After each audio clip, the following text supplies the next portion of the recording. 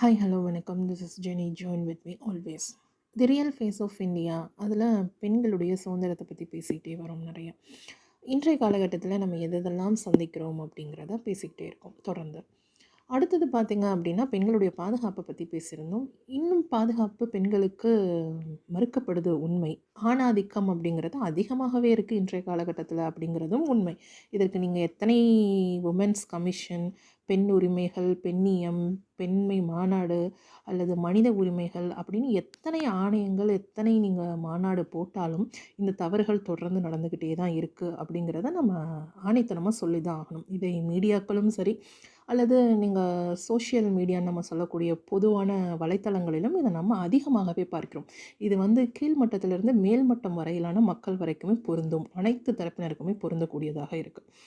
ஆணாதிக்க சமூகத்தில் நம்ம என்ன பார்க்குறோம் அப்படின்னு பார்த்தோம் அப்படின்னா, ஒரு பெண்ணிற்கு சாதாரண உதாரணமாக சொன்னோம் அப்படின்னா, ஒரு பெண்ணிற்கு ஒரு படிக்கிற காலகட்டத்திலேயோ அல்லது கல்லூரிகளிலோ வேலைகளிலோ அல்லது குடும்பங்களிலோ அப்படிங்கிறது கண்டிப்பாக வன்முறைகள் அப்படிங்கிறது நடக்குது. அதுக்கு பேர் நம்ம ஹராஸ்மெண்ட்டுன்னு சொல்லுவோம்.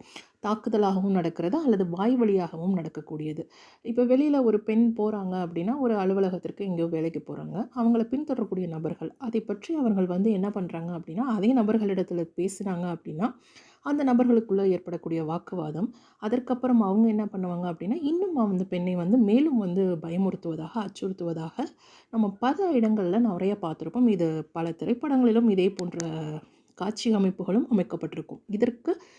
இதுக்கு பேர் நம்ம என்ன சொல்லலாம் அப்படின்னா, ஆணாதிக்க சமூகம் அப்படிங்கிறத சொல்லலாம்.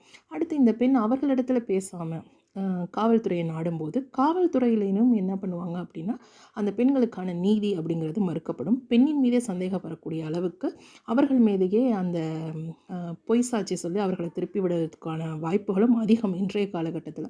அடுத்து அவங்க நீதிமன்றம் நாடினாலும் இதையே தொடரக்கூடிய நபர்களும் உண்டு. அப்போ ஆணாதிக்கம் நிறைந்த சமூகத்தில் பெண்கள் இன்றளவும் இந்த துன்பங்களையும், அச்சுறுத்தல்களையும், துயரங்களையும் சந்தித்து கொண்டிருக்கிறார்கள் அப்படிங்கிறத பற்றி தான் நம்ம தொடர்ந்து இந்த நிகழ்ச்சியில் பேசிகிட்டே இருக்கோம். நன்றி.